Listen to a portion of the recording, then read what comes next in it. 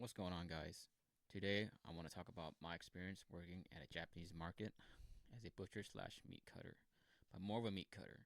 I did pick up some things about butchery, but I wouldn't say enough to qualify me as a full time butcher. So let's get started. So, I first heard about this job around May 2017, if I remember correctly, and there was this position open for a meat cutter, right? I was like, okay, I like eating meat, beef mainly. So why not, learn how to cut it, process it, so I can be better prepared to cook it in the kitchen. When I get there, having an interview and all, they tell me I'm gonna be a cashier. I'm like, okay, wasn't what I signed up for, but sure, I'll go with it. And then on the day I start work, they shifted me back to a meat cutter. So I was very confused and kind of getting this feeling that they were disorganized. And boy, little did I know. So my first couple of years there, well, I want to start off by saying my department manager, he was such a nice guy. He's still a nice guy. He was Chinese as well, spoke Cantonese, so we got along pretty well, pretty great. He would share stories with me, teach me life lessons. He's around his 50s, bordering 60s. Generally it was a smooth operation. He was very organized. Taught me a lot about cleanliness, safety, all that in a food environment, food service environment. And he was pretty much the only reason, other than my other coworkers who were really great, one of my closest friends. We started off as coworkers. Now we talk pretty much every day, and we get along so well too. They were like the only ones keeping me there for that long.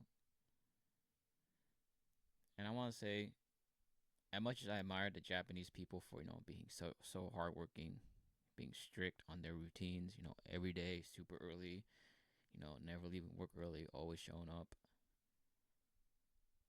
I don't know what it was about this supermarket chain, but they were just not there.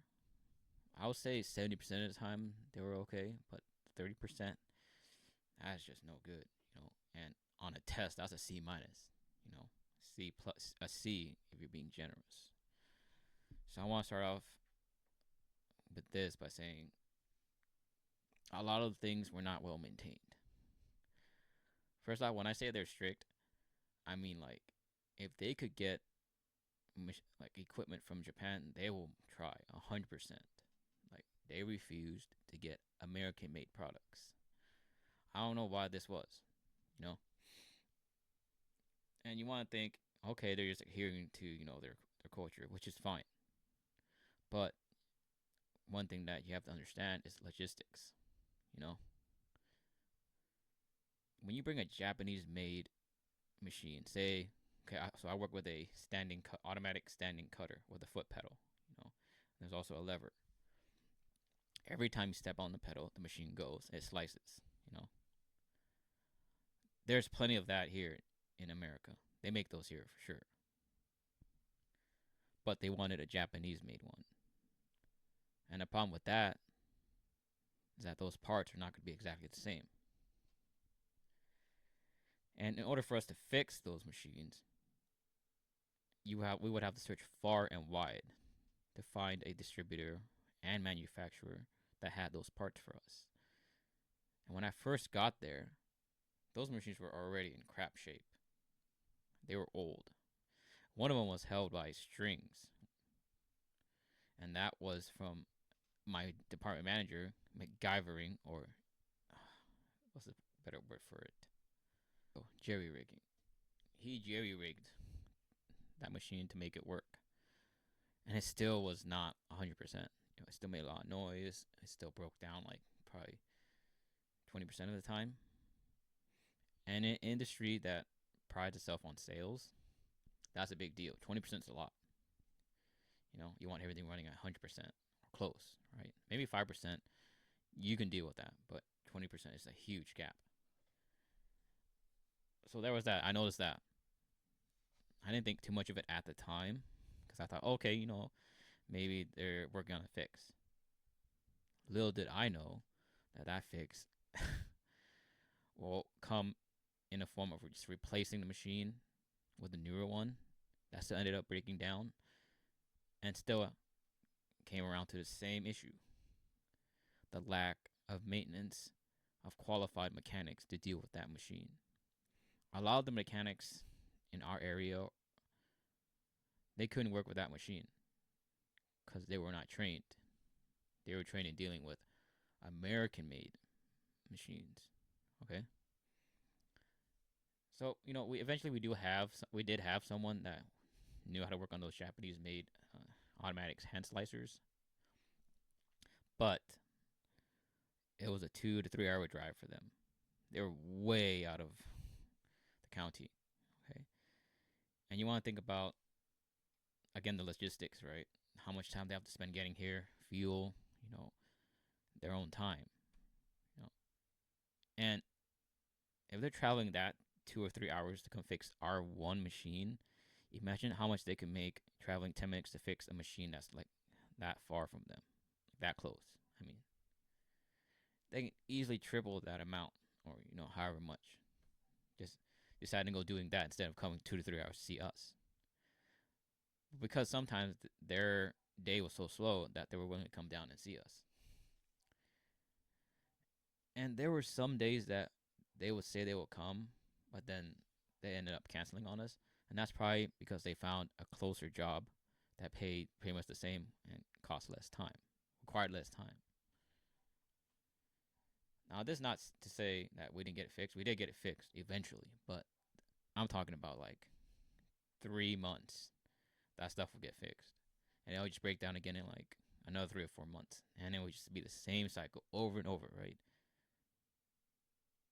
And when you're from 7 to 4, and you're cutting those things nonstop, like I was on my feet for 6 hours a day, 6 to 7 hours a day, sometimes even longer because of holidays and overtime.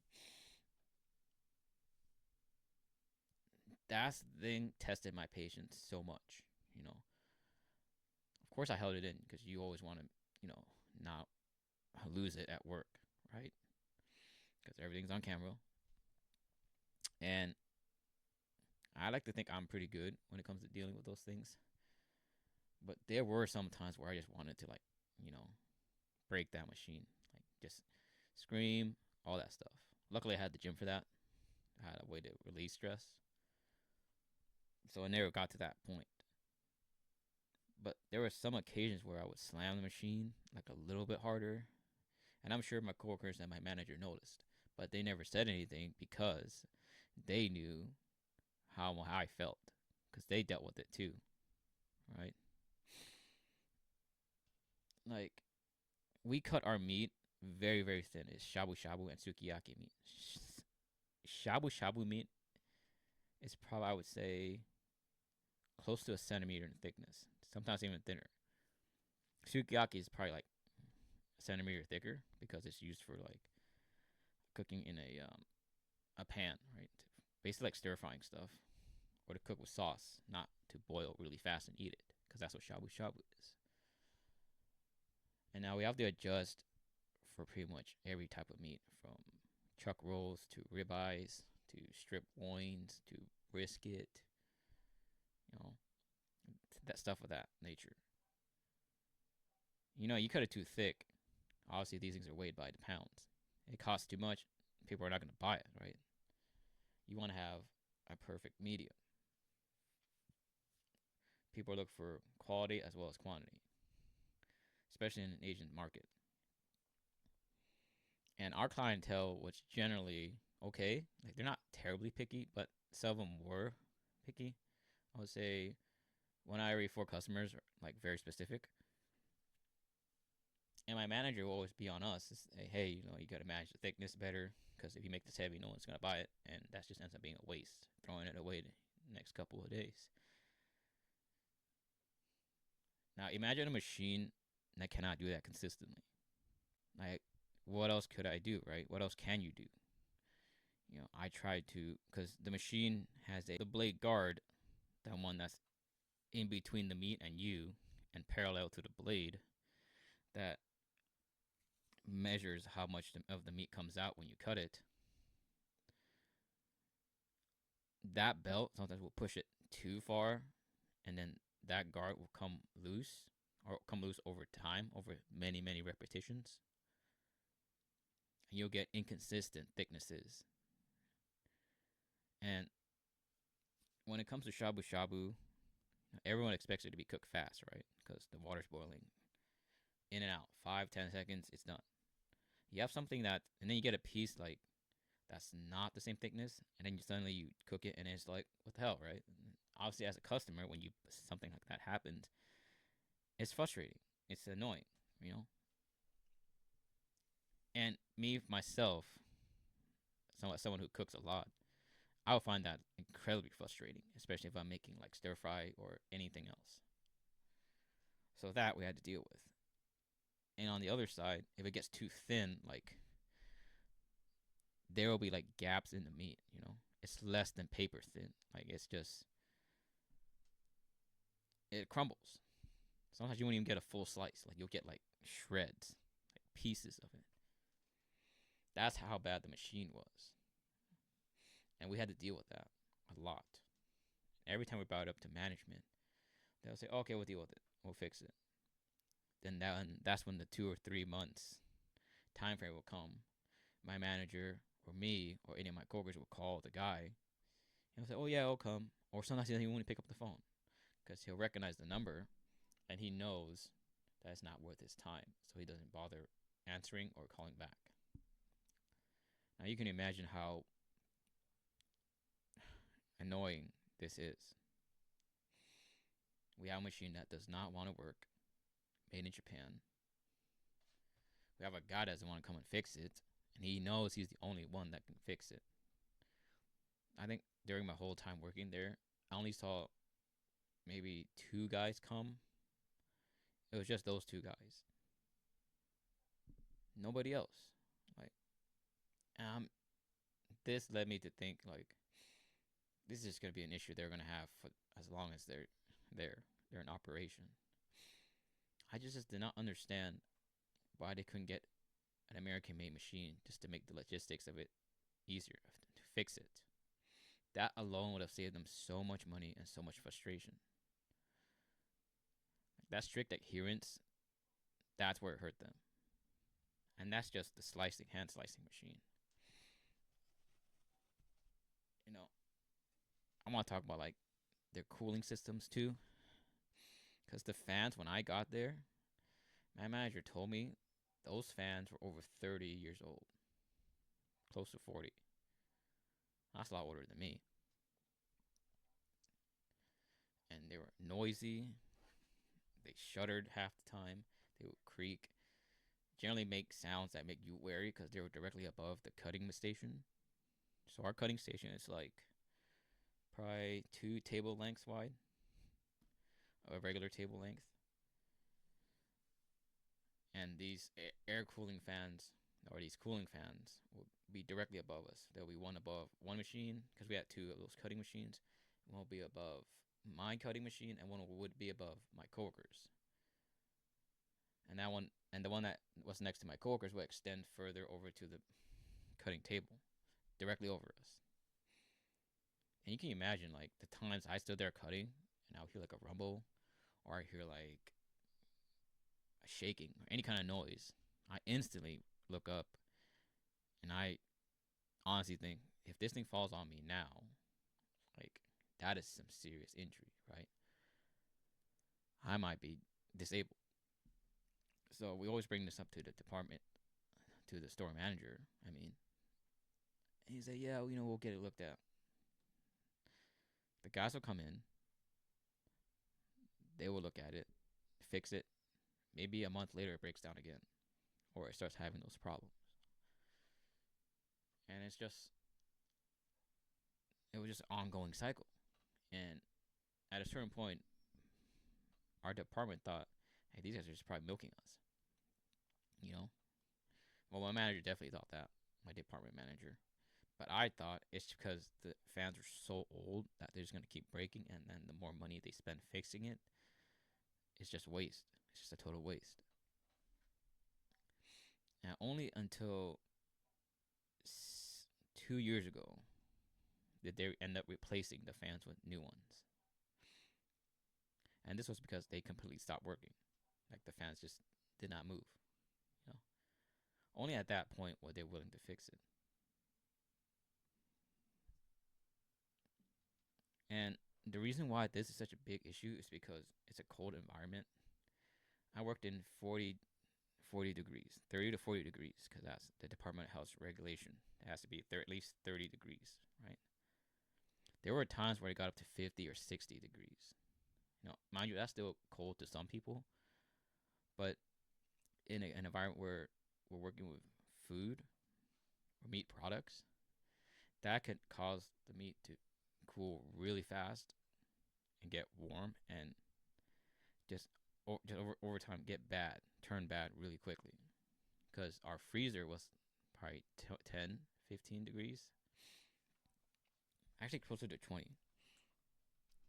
So our stuff came out cold, right? Now you shift that, that's like a 30, 40 degree difference when our fans weren't working. And that stuff, if you leave it out for even like 30 minutes, that stuff gets warm fast. And I'm talking like, we have these huge blocks of meat. We call them primal cuts. It's a step down from how you would see in a regular butcher shop. You have the whole cow rib or pork rib hanging, and then they take it and they cut it. This is more like it's already been deskinned and cut, shaped into these big blocks, broken down, and we take it and we trim it out even further and we make it servable. So that's like trimming the tendons, the bones, whether bits of bone, the fat, that. We pretty much just trim it down like so. And each one of these blocks, depending on the type of meat, the cut of meat, like a chuck roll generally would be a lot bigger than a ribeye. Those are way close to probably 25 to 30 pounds, 45 pounds at the heaviest. And a box comes with like 2 or 3. Right? Usually 3. 4 if it's a lot smaller. Most time it's 3. And we serve our chuck rolls at different prices because we had different brands. We had obviously the Choice, and then we have the Angus, then we have the Prime, and then we had the American Wagyu or the Durham, and then we have the more higher brands of American Wagyu. It scaled up like that.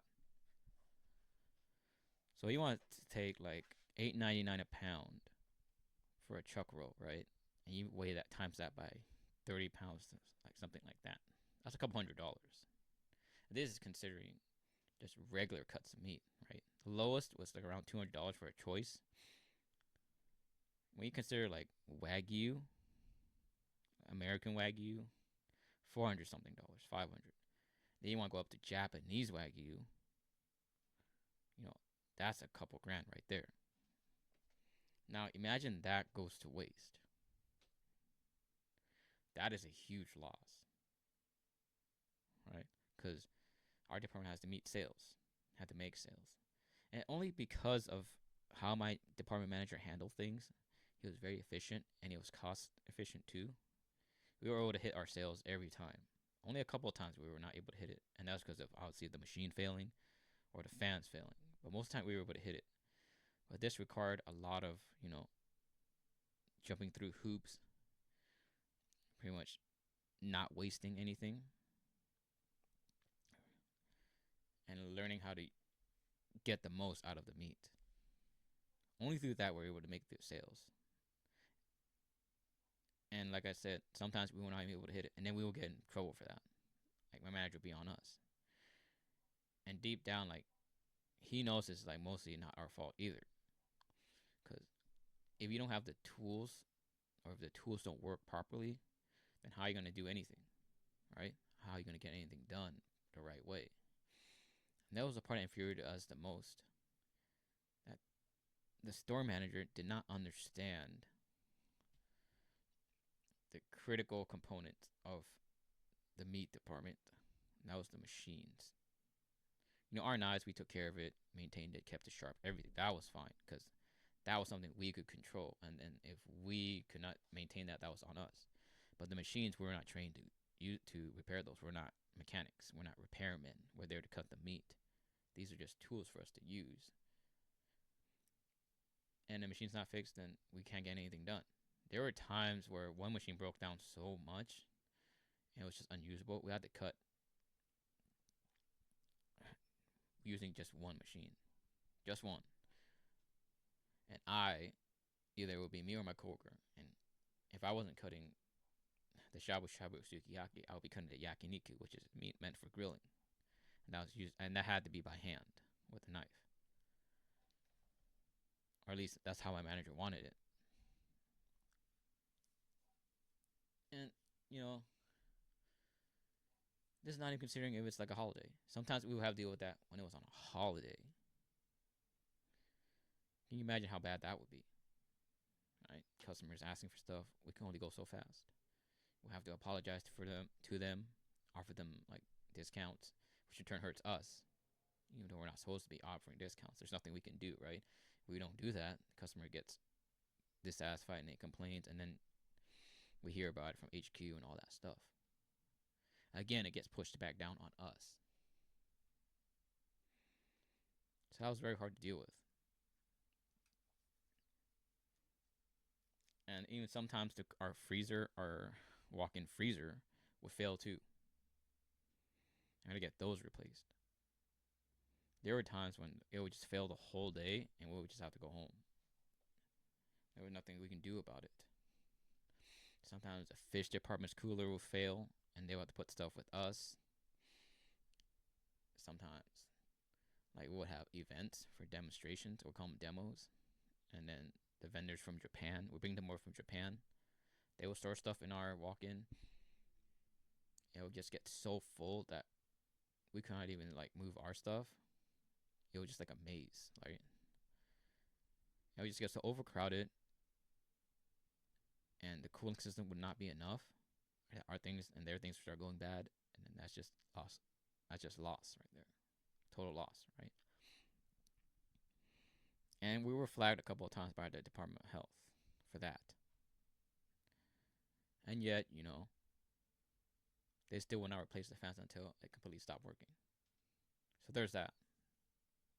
There's that. Now, when it comes to coworkers, I said my department, everyone was cool. Chill, laid back. These people worked in the meat department because they wanted to be in there, and they were not good with customer service or something like that. But they were like, most of them were introverts. My manager was like extroverted, but also introverted, so he was, I guess, an ambivert, if that's what you want to call it. But most of the time, he did not want to have anything to do with other coworkers other than us, because he always told us, or he told me the first time I worked, he said, people here, they like to talk, right? And I'm sure that's like normal in other situations, other workplaces. But it was just something like, it was just so weird because they were supposed to be promoting like an environment where everyone can get along. I guess this is like my first exposure to like a workplace like this. It was the first time I held like a food service job. I wouldn't even say it's just because of food service. It's just because of working with a lot of people. Because I worked in a mall outlet store, and that was like a small store. Not many people, maybe 10 people at a time. The place I worked at, I was like a supermarket, so it was like 30, 40 people, probably more. And people there were generally friendly, but you couldn't really like trust that. At least I didn't. Like, I've always been skeptical, like through the things I've experienced in my childhood, growing up, going through school and all that. So naturally, I was skeptical too, right? And when my boss told me this, I was like, okay, I can see where you're coming from. And I did. So, and actions speak louder than words. I think there was one time I was out on the floor putting out meat, and then this customer came and asked me for something in the grocery department, which I was not specialized in, so I didn't know. So I went into the office. Nobody was there because, like I said, they were disorganized. So like they were just at times, if you would look for help, sometimes it was not there because people were just gone. So I went in there. Luckily, there was someone there. I just walked in and I asked them. I recognized them because I knew they worked in the grocery department. And I asked him, "Hey, can you come help me with this customer?" And he was like, "Hey, I'm on my lunch break right now." I was like, "Oh, okay. Yeah, I understand. Right? I got that." But what that told me was whoever was in managing that department didn't schedule their workers' lunches to coincide with at least one person being in the department. So a lot of the times it just came down to me having to actually walk over to the grocery department with the customer and show them, try to find it, hopefully, and show them. Which I feel like I'm wasting their time too, because honestly, by then it's obvious that I don't work in that department to them. And in that time I spent, they could just spent it themselves. So I felt bad in that regard. Let me talk about my store manager. So when I first started working there, there was a different store manager, and from my first impression, he seemed like a nice guy. But one of the workers that's been there for a while, she told me that he would not come and help the workers. He would stay in his office all day, and if he was asked to help, he would go and do it. But he would seem like like it was like you were forcing him, you know. And he did not take initiative to go help people.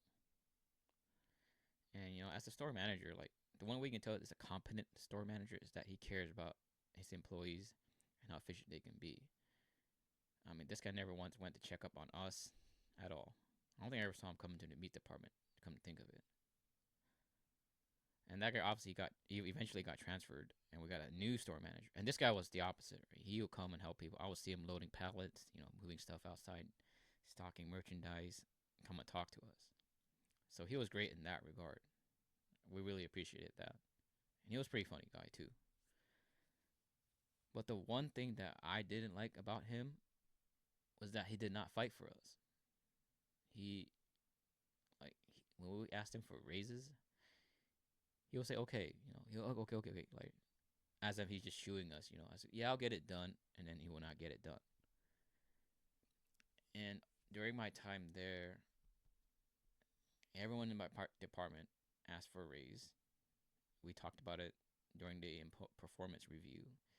Our department manager even like advocated for us. We make the most money in this market. We're always hitting our sales goals. We rarely get complaints. Maybe one or two complaints a year. And that's compared to like complaints that other departments would get. Like we got the least, right? Now when I tell you our department manager had things on lock and trained us to have things on lock, I mean that. There were days that he was not there, he would have leave early, and we still hit our goals because we were that well trained. He disciplined us that well. We got things done, right? And we never ran out of items. Only except on holidays or sales, because that's just how it is. Sometimes it can't be helped. But anyways, yeah, he would always bring it up to the store manager. Hey, these guys deserve a raise. At least give them something. Because they've been stuck on this for like a couple years and things are getting expensive. And then obviously the store manager's like, okay, I understand. 3 months go by, nothing. Another 3 months go by, nothing. And we have performance reviews every quarter, which is every 4 months. We will bring it up, ask him about it, and he'll still say, "Oh, HQ is still, considering it." Now I don't know what it was, but they just saw us as exploitative, right? We could ask for these things, but because we were not unionized, like they were not required to give it to us. And I'm talking about a supermarket chain. This is not some local supermarket, right? This is a supermarket chain. We got stores across the country. We got stores in East Coast, right? New York, New Jersey, Chicago. We had over, I think, at the time of this recording, probably over 30 stores across the nation. And I've seen pictures of these other stores in other locations. We even have stores in Hawaii. They're nice, all right? They're clean, well maintained, and they're big. So money was not like an issue here. The reason why they were able to do that was because they were offering such low wages. And now you're saying like, okay, you work in a supermarket, how much can you expect, right? So I've been out of work for like 3 months, and I've been looking for supermarket jobs. And with the exception of some supermarkets, there was others that were offering probably $24, $25, upwards of 27 for an entry level cutting position. That was like $6 or $7 above mine. And I was there for 8 years. I was a fool to be there for 8 years, but like I said, it was my coworkers that kept me there because they were just so cool and everyone got along. It was just like they were basically like family to me, you know. And you know, like if the wages were higher, that would easily made it a lot better. I definitely would have stayed if the wages were higher. I could have not cared less about the other people in the market, at least the ones that I didn't like. I could have cared less about that. Like that, I can deal with. I can just do my shit, ignore them, go home. But the fact that like everything was just such low wage and you work so hard, it's just over time it just gets bear down on you, right? And I know the Japanese work culture is that you sell your life to the company. You work for the company. It's the group over the individual, you know. So that was very much their model there too, which I'm not surprised. And it was just like in America, things are different. You have to adapt to the business models here, the way things are done here, if you want to succeed and you want, good standing. And this supermarket chain did not have good standing. Turnover rate was extremely high. I would see cashiers, other people come and go within sometimes even like days. I think the shortest time I've seen someone work there was like a week, and they were gone. You know, kudos to them. They were a lot smarter than me. They got out really fast, found a better opportunity probably. But they just realized how bad things were, and they got out. It was just like that food waste. Honestly, we're not gonna be able to sell everything. And, we gotta throw stuff out. But in a Japanese supermarket, as I'm sure you've seen on in many YouTube videos or media elsewhere, they also sell bento boxes and ready-made food, right? So in Japan, the food that does not get sold at the end of the day gets discounted heavily, probably 30 upwards to 50%. We did that here too for like a set amount of time.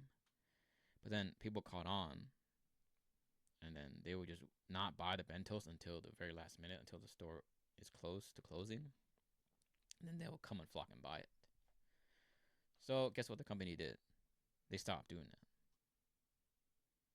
that. And what did they do with the food? They threw it out. They didn't even like bother to go donate it or something.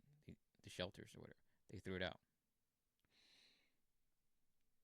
And then they realized the sales dropped. So what they did was they brought it back for a little bit, and then they started giving it to the coworkers, to the workers, for free. And then they realized, okay, the people start coming back. And then what did they do again? They discontinued it again.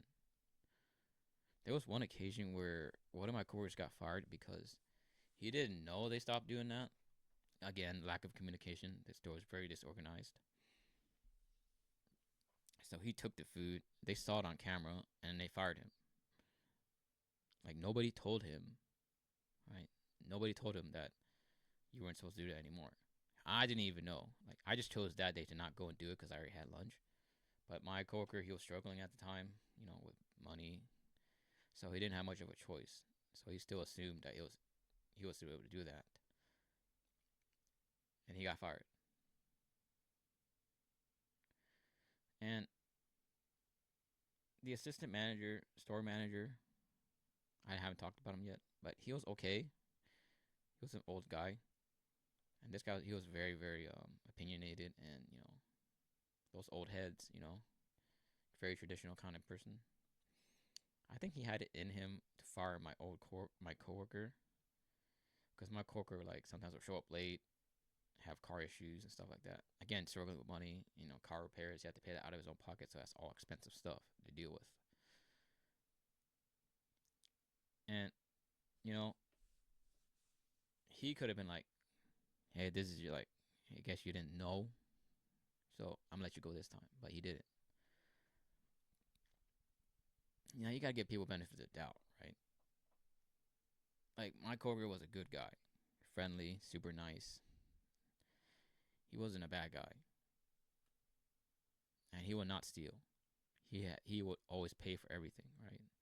Even when I remember one time we chose to hang out at a Korean barbecue, he didn't have a car. I was like, "Hey, I'll take you there. I'll take you home after." I mean, he didn't ask anyone to pay for him. He just went and paid. And when I dropped off, he gave me gas money, which no, yeah, I didn't accept it because I'm like, "Hey, dude, you need this money, save." And he insisted. And I knew he was struggling with money at that time as well. His car was in the shop and it would cost him a couple thousand to get it fixed. He still gave me gas money. Tried to give me gas money. And there were times where I would take him home from work, and he lived like probably 20 or 30 minutes, even further than me. So he was not a bad person. And he has never shown intentions to do anything bad, like to steal or anything like that. So, in that regard, he was in good standing with the company up until then. But even then, that wasn't enough. You know, Rarely did I ever see him call out sick. I mean, he would be late, but he would not be like missing work because he couldn't afford to. And the manager just went up and fired him. Like, didn't give him a chance. And, like, that to me showed that no matter what, you're always replaceable. And no matter how good you see yourself in that store, how much you follow the rules, like, it just meant nothing. Like, couldn't give him the benefit of the doubt. And he had been there longer than me. I was there for 8 years. I didn't know how long he was there. I never asked him, but he was there before I was. And when I first met him, it seemed like he's already been there for a while. And just like that one small incident, he was gone. And, that was him amidst all his financial struggles. Now, another thing I want to bring up too is how management, that management dealt with internal problems. Because I had another friend that worked in the Nagomi department, or the department that dealt with cooked food, like bentos and all that. She was working there because she liked to cook and stuff like that, and she had a decent time. It was fine for her. No trouble came until we hired a guy from Japan who came over, was specialized in that department, and he was assigned as the manager. And when I first met this guy, I thought he was okay.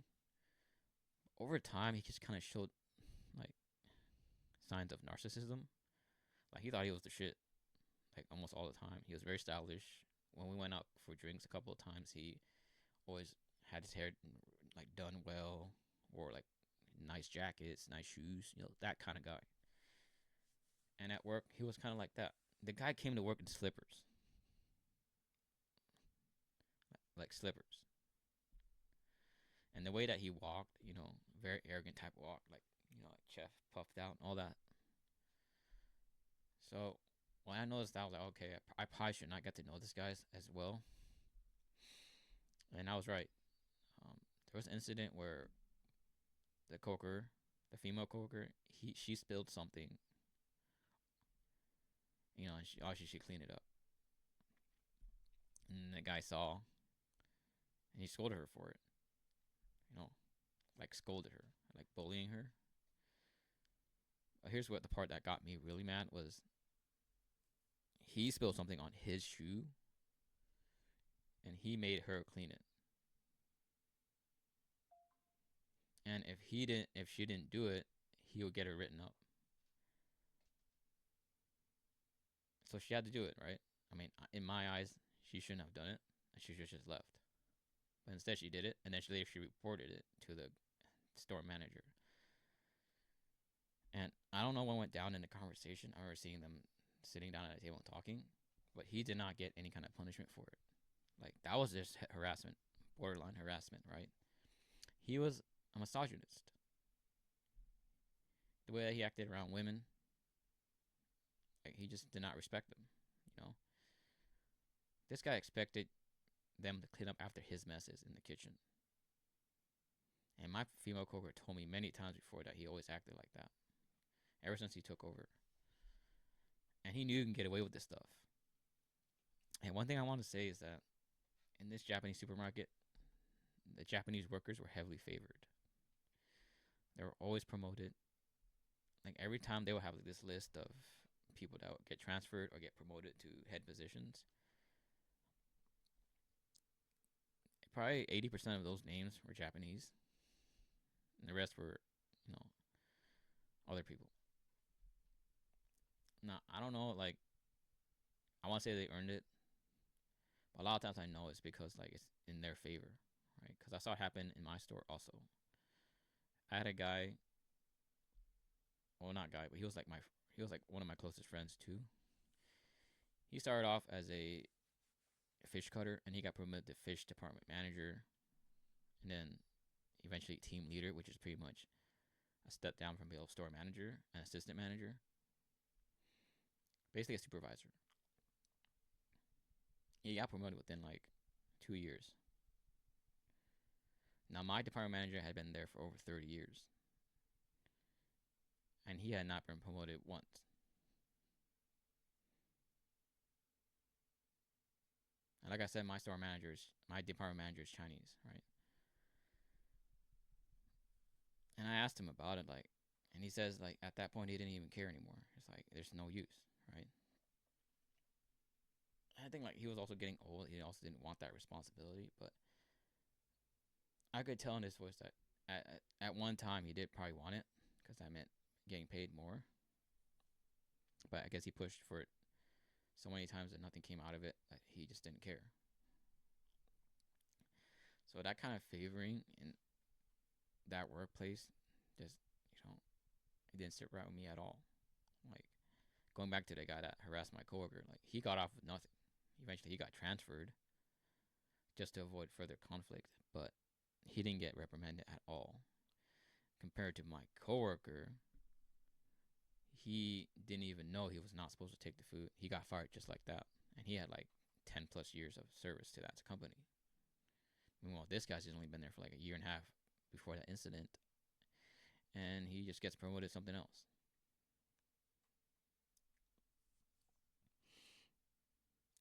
Like, that just made me really mad.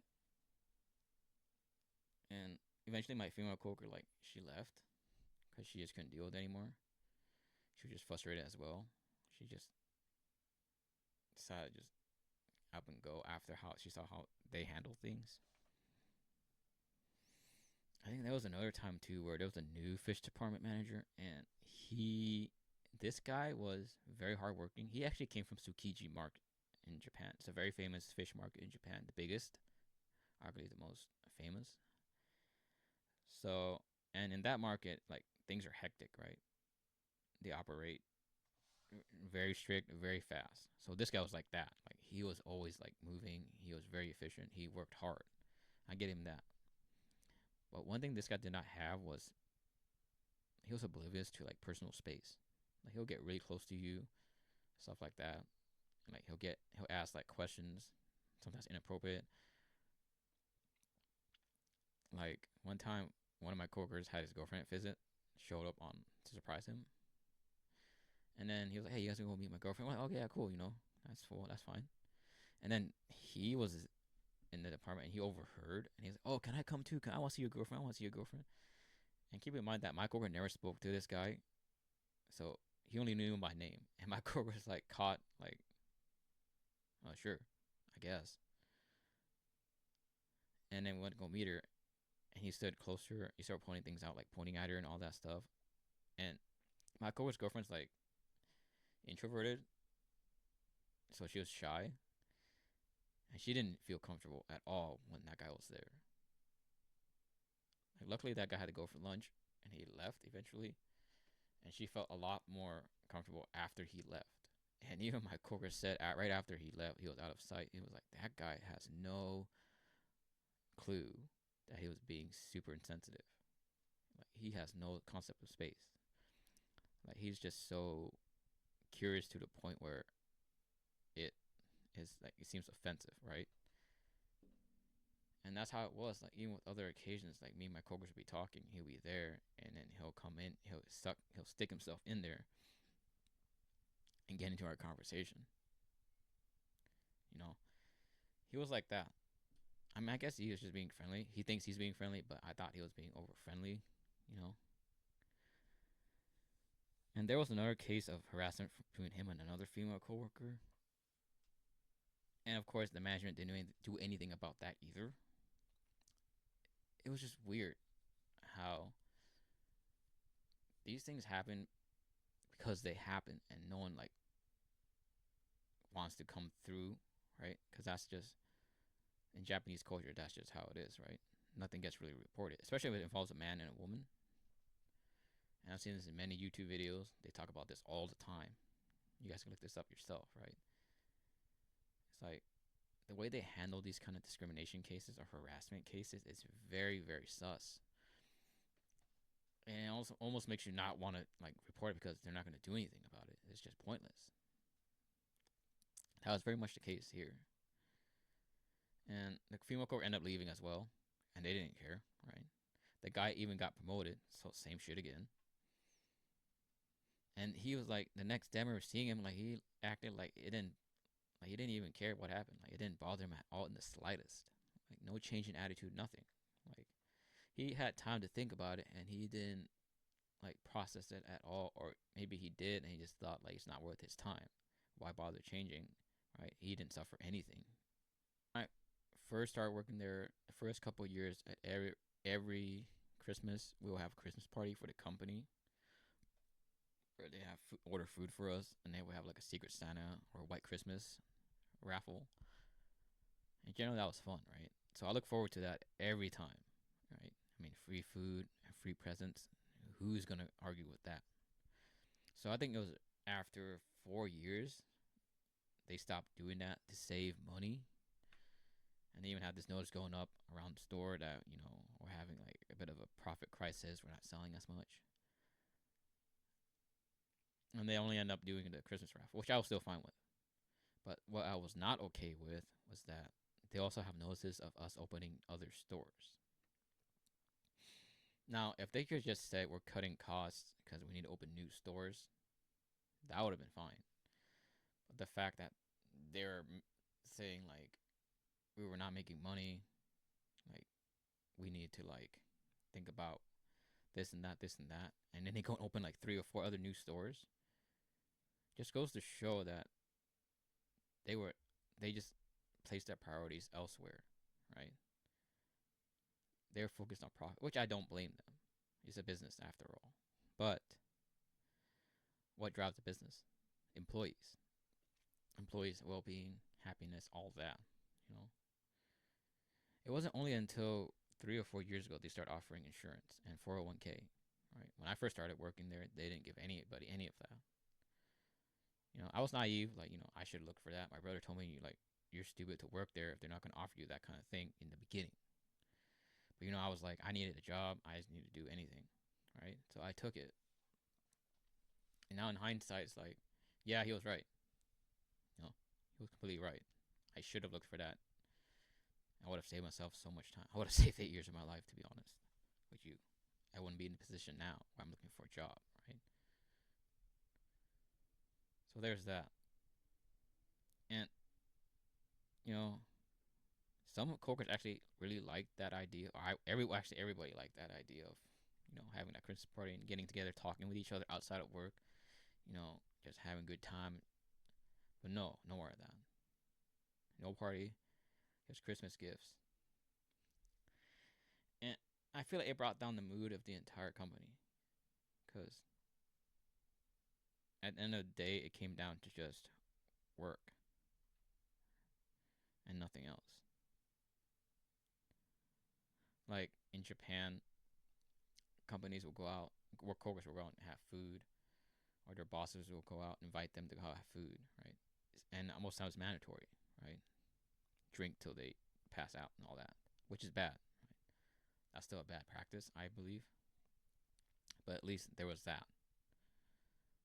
But for us being such a big corporation with 30, 40 plus stores, I thought to be able to afford like a small party at the end of the year for their coworker for their workers is just it's just not right, you know. Like we didn't even get a pizza party. No, not even a pizza party. Now you might say like, "Oh, am I being greedy?" You know, I'm just being a fat ass, which I am a fat ass. I like eating. No, this I don't think I am because every other day of the year we work so hard, right? Sometimes we have to do multiple positions, right? There were times where I had to go and help the grocery department because they were short, or I had to go help the dry department, which is like all the non-food items, you know, because we sold like other things too, not just food, because they were short. I had to go bag sometimes because we were short on baggers. Like these problems just stacked upon each other, and I honestly believe I was a fool for staying for so long. You know, everybody said I would stay too long. My good experiences was all the craftsmen that came over from Japan when we had those demos, and there was a couple of times where we would be selling this Japanese grade wagyu from I forgot where it's from. It's from Ito, and you know usually we buy from them and have it shipped overseas, right? But this time we had like the actual butchers that handled the meat come over and do a demonstration and cook and prepare several meals or items to sell to the market. And naturally, they would come work in our department. We had them a small table, and there was this old guy, and there was also this middle aged dude that they knew what they were doing, right? And we would stand there, we observe, and then we would try to communicate with them as best we could with the limited, you know, knowledge that they had with English. But in the end, like they still showed us like what they knew, and they shared with us their own experience, and that was cool. Like that part of the job, I really enjoyed because as a lover of beef, wagyu is probably like way up there, right? It's considered like the highest grade you can get. When I tell you, like you can see like the marbling, you see that in person compared to like on a video, and you know, you handle that yourself and you cut it. It's a completely different feeling. It's like you're handling thousands of dollars right there, you know. And then these guys are like they were such masters of that. It was just, I, to me, it was a sight to behold. I think, you know, I might be like maybe overemphasizing it and all that stuff. And most people, when they see the wagyu, they already see it as has already been cut, you know, sliced, prepared, and they eat it, right? But when you're there, like you're cutting it yourself, it is just a whole different feeling because it feels like sometimes I don't feel like I'm like qualified to cut that kind of stuff, and they let me cut it, and they show me like mistakes I make, you know, how to get the best out of every cut. It was just a really good experience. And at the end of these demos, they were there for like a week, 2 weeks at most. They'll always like have a tray for us, like they grilled up for us as like a token of appreciation for letting them work there. Which of course we really appreciated. I mean, I wanted these guys to come back every year because that stuff was just amazing. And then talking about like premium A5 stuff, you know. And of course, there were other times where it wasn't always about like meat. There'll be other dishes too, like specialized bento boxes, like crab from Hokkaido, you know, things of that nature from different regions of Japan. I think one time we even had fugu, which is Japanese blowfish, and that stuff was amazing. And I see these things for sale. They're like $30, $40 for like probably like this size, right? And it's like this big, this deep. So it's not a lot of food. You can probably eat that in like 3 or 4 bites for $30, $40, right? And people will buy this stuff, right? Because it's the delicacy. It's from Japan. And then these guys sometimes would give it to us just for free, which is cool. Super generous of them. And I would watch these guys prepare it and the way that they work. Like I was getting a first seat, first row seat.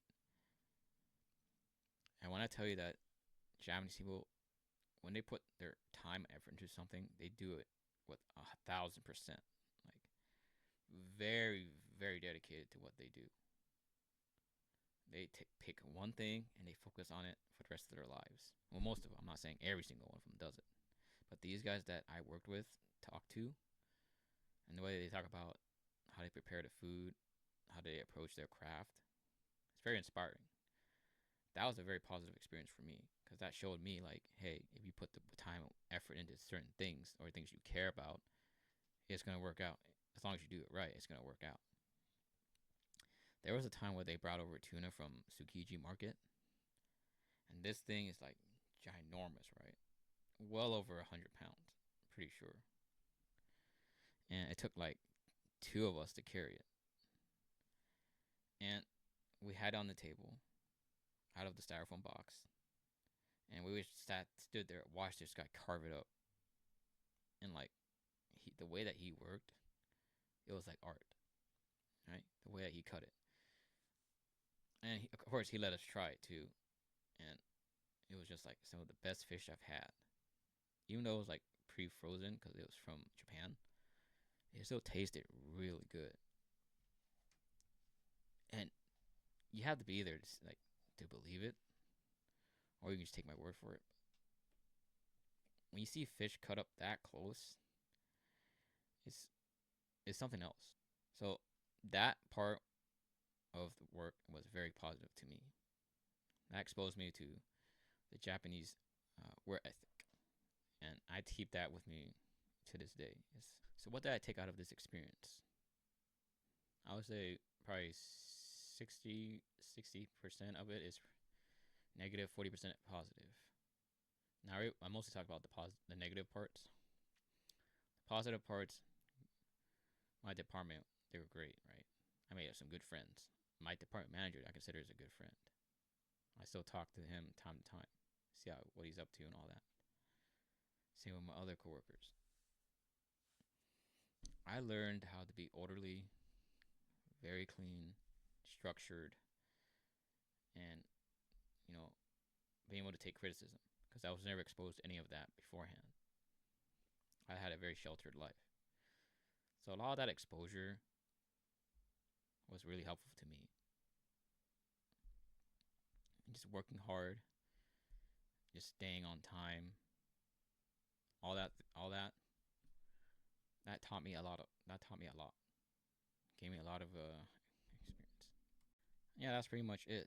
I wanted to share my experiences working at Japanese supermarket, both the good and bad, and what I encountered there. Hope you guys enjoyed. Thanks for listening. Thanks for watching and staying through the end of the video. And I'll see you guys next time.